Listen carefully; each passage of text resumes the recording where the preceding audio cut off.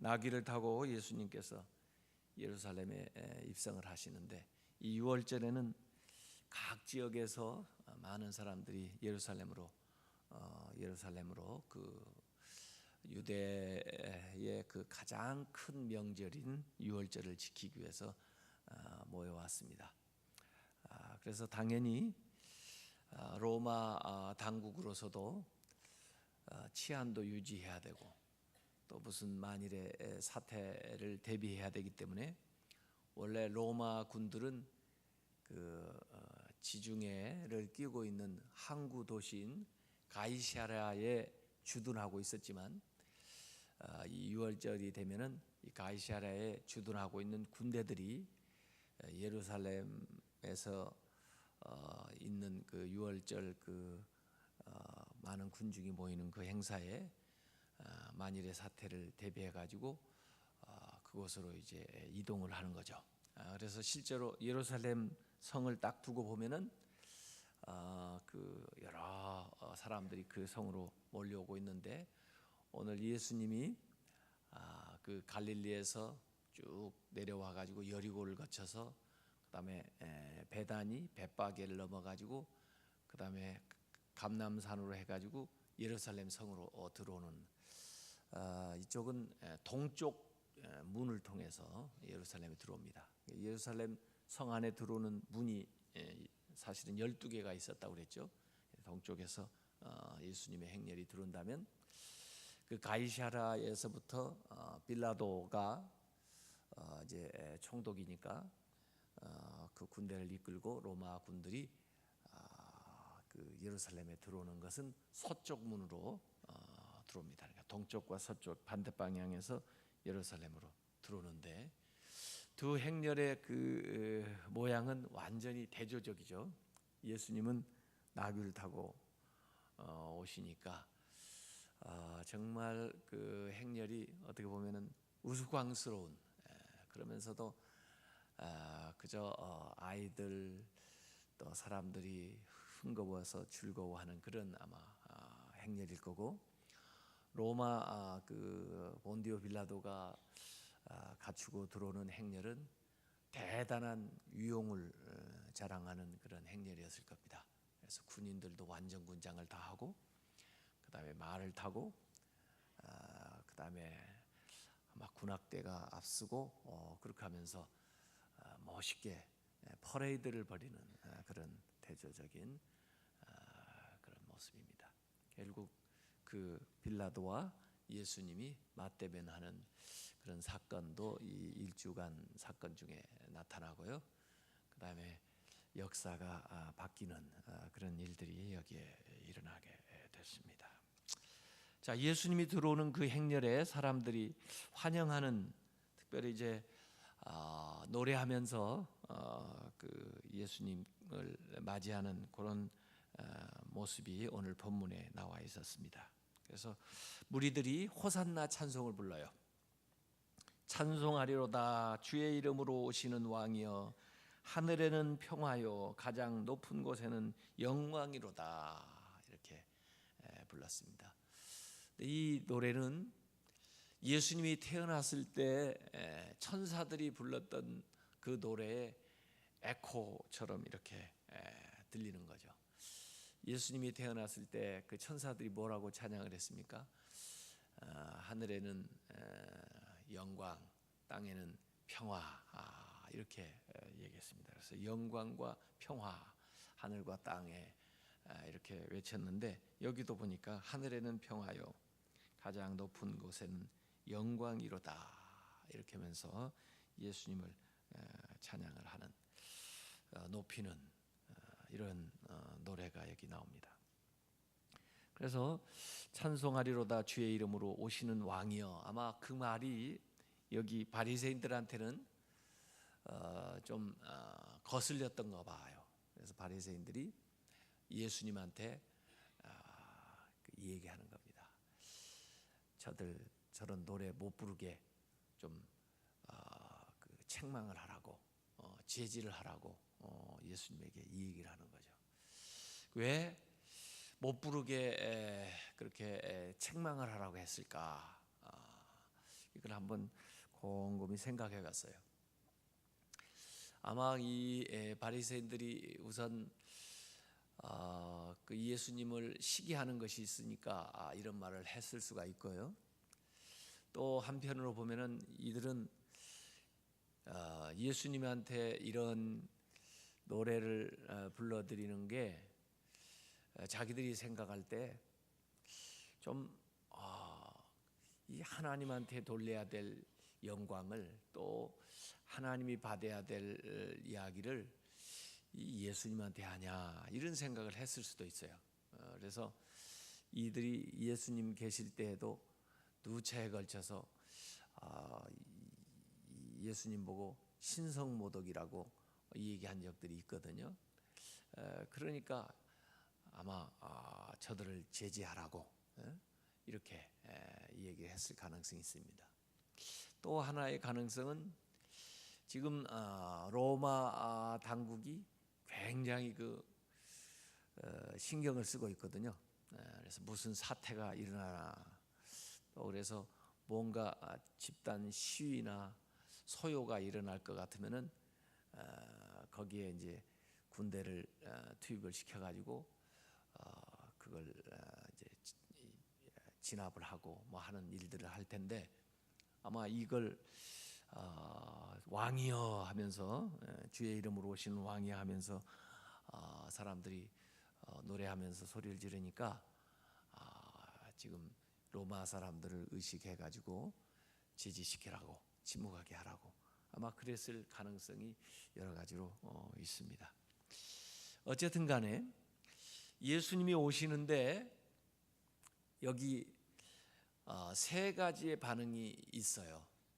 찬송하며 기뻐하며 맞이하는 무리가 있는가 하면 또 이걸 시기하며 싫어하는 이런 사람이 있는가 하면 또 이도저도 아니고 아무 말도 안 하고 침묵하고 그냥 구경만 하는 사람들도 있을 겁니다.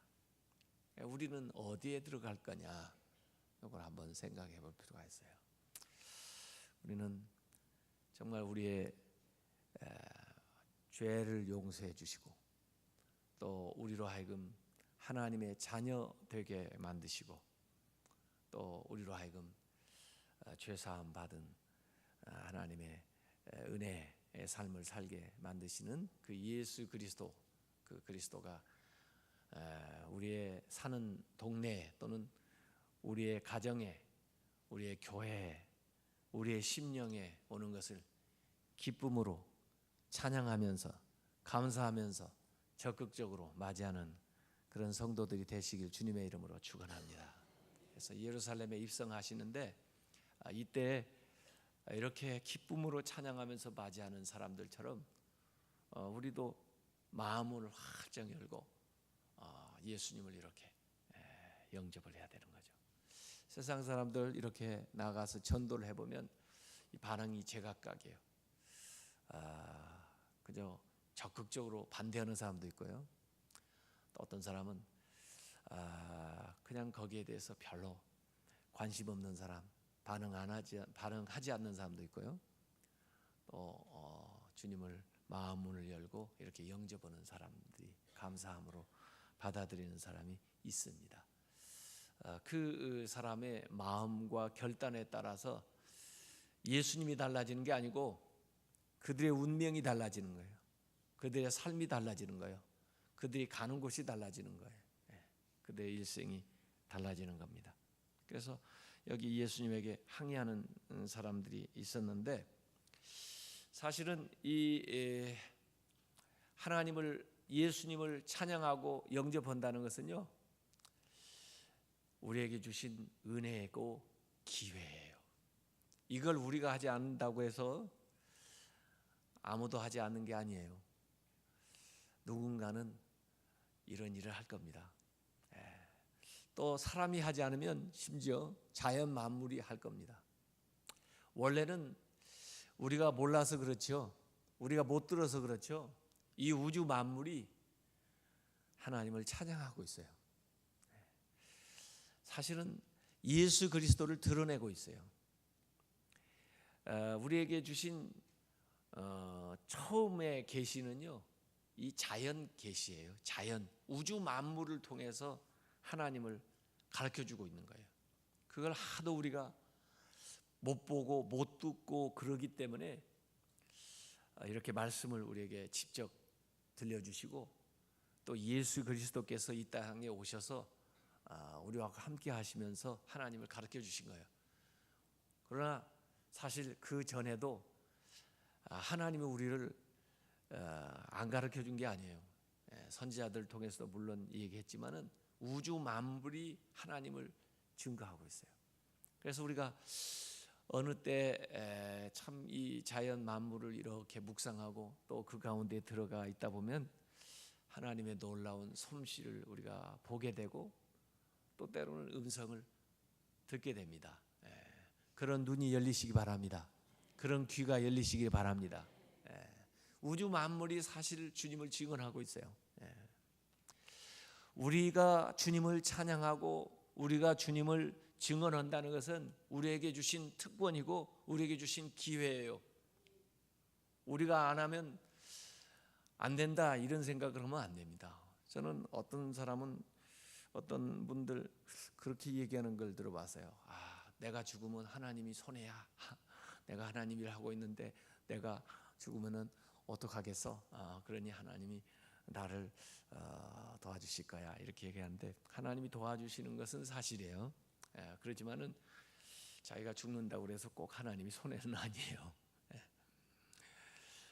우리가 하나님을 믿고 섬기고 예배하고 기도하고 찬양하는 거, 이걸 하나님이 주신 기회요, 은혜라고 생각을 해야 됩니다. 나 안에도 할 사람 많습니다.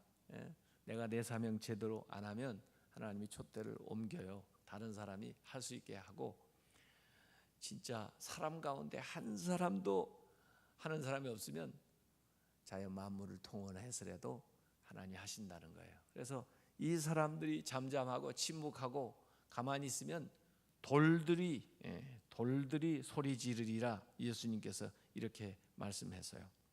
내가 너에게 말하노니 만일 이 사람들이 침묵하면은 돌들이 소리 지르리라.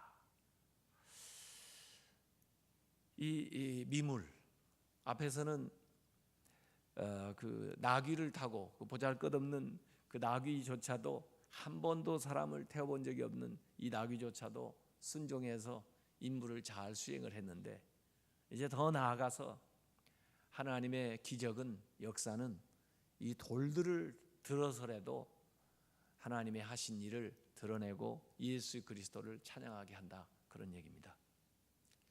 근데 실제로 제가 그 성서 현장을 쭉 돌아다니면서 보니까 돌들이 소리 지르더라고요.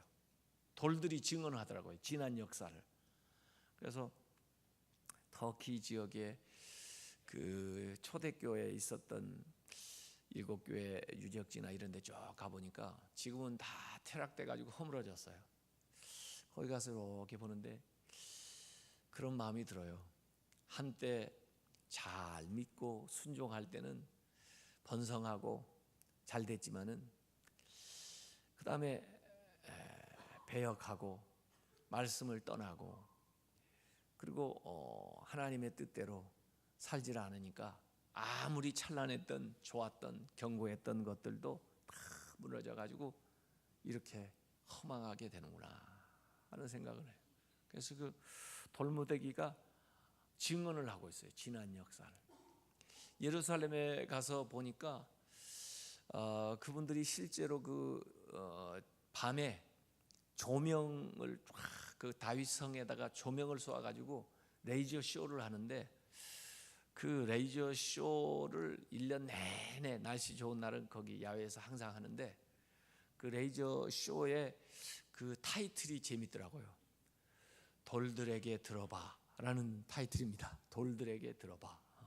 그래서 무슨 얘기야 하고 가서 그 저녁에 그 레이저 쇼 하는 걸 봤더니 그 성벽, 예루살렘 성벽이 얼마나 오랜 역사를 두고 무너지고 다시 세워지고, 그 예루살렘 성의 주인이 얼마나 다양하게 바뀌었는가 하는 것을 역사를 전부 고대에서부터 쫙 그 레이저 쇼로 재현을 해가지고 그 예루살렘 성벽에다가 그 빛을 쏘아서 얘기를 하더라고요. 말 한마디도 안 나오는데 거기에 레이저 쇼로 계속 그걸 거의 1시간 반 정도 레이저 그 쇼를 하는데, 이 예루살렘 이 성벽의 이 돌이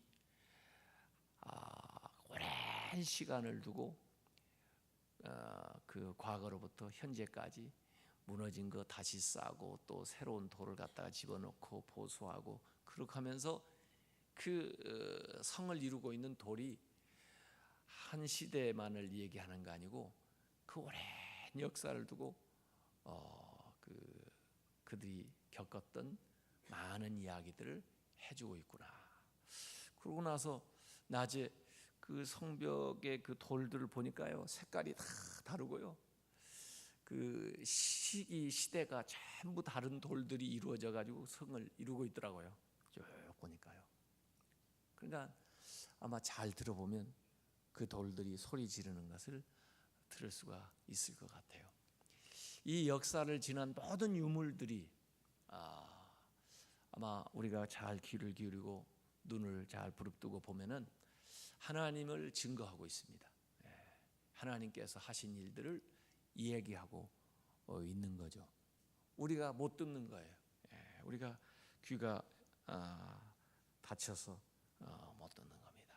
그래서 여기 하나님이 행하신 능한 일들을 찬양하는 그런 말씀이 여기에 나와 있습니다. 그래서 우리가 주님을 찬양하고 예배하고 증언하고 섬기는 이 일은 우리에게 주신 하나님의 특권이다, 은혜다, 기회다, 이렇게 생각하시기 바랍니다.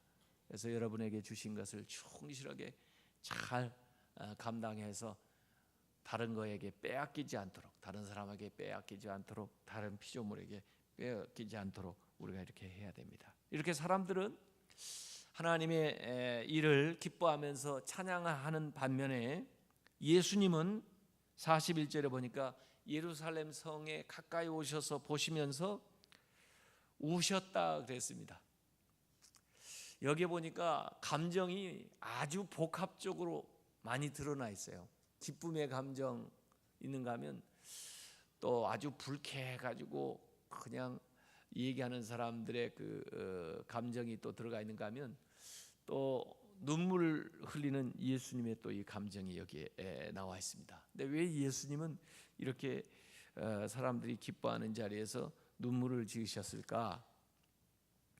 여기 42절부터 나오는 이야기는 이 평화에 대한 이야기인데, 사람들은 평화를 원하지만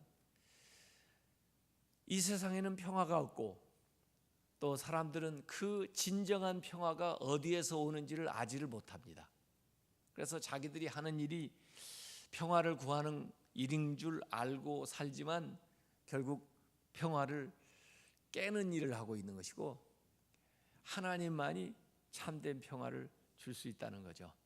그래서 예수님은 이 평화에 대한 이야기, 이걸 잘 알고 있기 때문에, 어디에서 평화가 오는가 하는 것을 잘 알고 있기 때문에, 또 앞으로 되어질 일들에 대한 것을 잘 알고 있기 때문에 그것을 보시면서 눈물을 지으신 겁니다.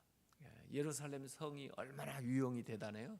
사람들은 자랑거리로 알고 그것이 언제나 지속될 것처럼 그렇게 생각하지만은, 예수님은 그 인간이 행해 놓았던 그 모든 일들이 영속하지 못한다는 걸 아는 거죠. 성벽을 쌓는 거, 제가 지난 주간에 그 북경에 이렇게 가서 지나가면서 보니까 만리장성이 이렇게 쫙 보이고, 그래서 만리장성 일부를 이렇게 올라가 봤는데요. 그 만리장성도 아래는 돌로 쌓고 위는 벽돌로 구워가지고 올려놨더라고요.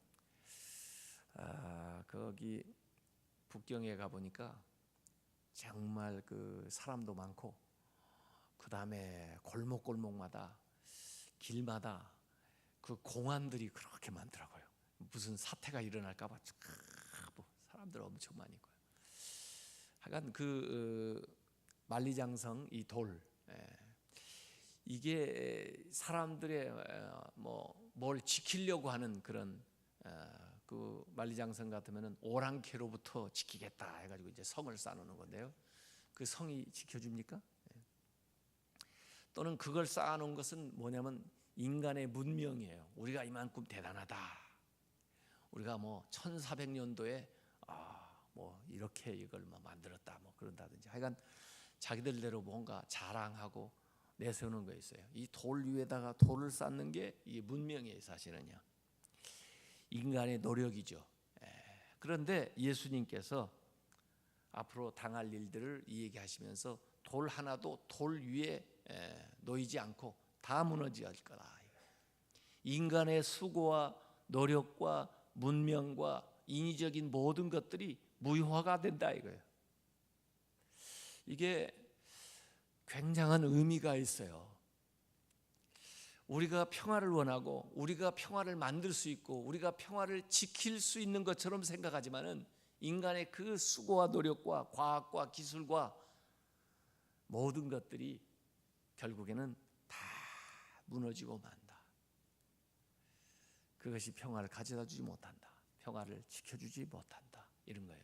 그래서 결국 여기 예수님께서 구체적으로 이 얘기하셨는데 날이 이를 때 원수들이 토둔을 다 쌓고 이를테면 성벽을 쌓아놓으니까 성벽을 넘어 들어오기 위해서 거기에 대항하는 또 다른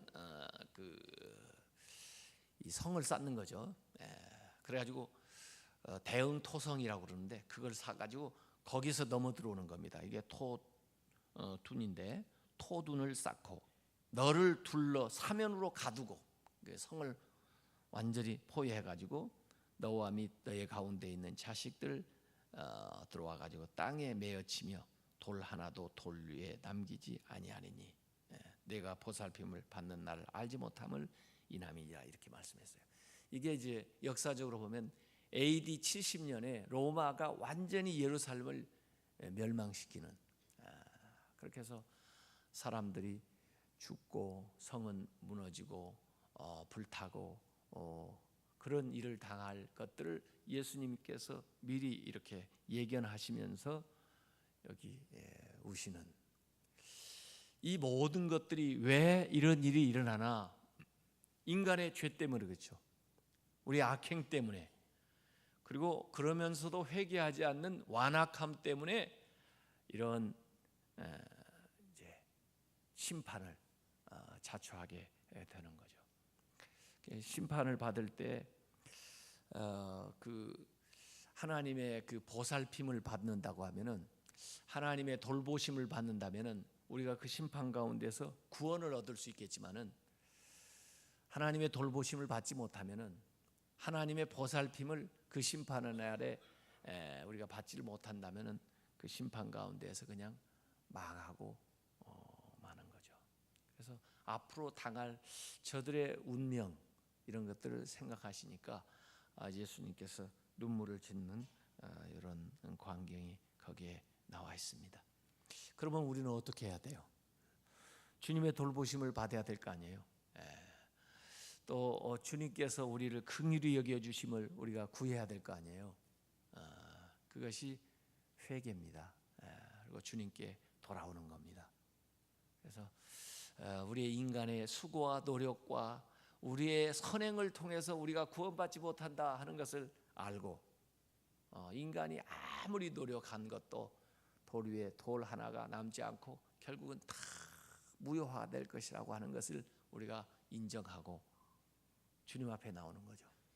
하나님만이 나의 피난처시고 나의 산석이시고 나의 보호자가 되시고 내가 주님께 피할 때만 구원을 얻을 수가 있습니다. 이 모든 죄악 가운데 심판과 환난 가운데서 주님이 나를 도와주시고 나를 살펴주시옵소서. 내가 주로 말미암아 구원을 얻겠나이다. 이런 마음을 우리가 가지고 주님 앞에 나와야 됩니다. 이 일을 위해서 예수 그리스도께서 오셨어요. 그래서 그 성이 그들을 지켜주는 것이 아니고 예수 그리스도가 그 환난에서 그 심판에서 그 어려움에서 구해준다는 거. 이걸 예수님께서 말씀하고 있습니다. 그래서 이 돌이라고 하는 것을 통해서 오늘 두 가지의 이 비유적인 표현이 나와요. 돌들이 소리 지르리라, 돌이 돌 위에 놓이지 않고 무너지리라. 이 두 가지 말씀인데 이게 아주 대조적으로 나오고 있습니다. 돌들이 소리 지른다는 것은 우리에게 주신 특권을 우리가 기쁨으로 감사함으로 활용하지 못하면 그게 옮겨진다 하는 그런 뜻이고, 그 다음에 돌이 돌 위에 놓이지 못한다는 것은 인간이 수고하고 노력한 그런 문명이 우리를 절대로 지켜주지 못하고 오직 하나님만이, 예수 그리스도만이 우리를 심판해서 구원한다는 거예요. 이 은혜와 이 복을 다 누리시기를 주님의 이름으로 축원합니다. 이 시간 우리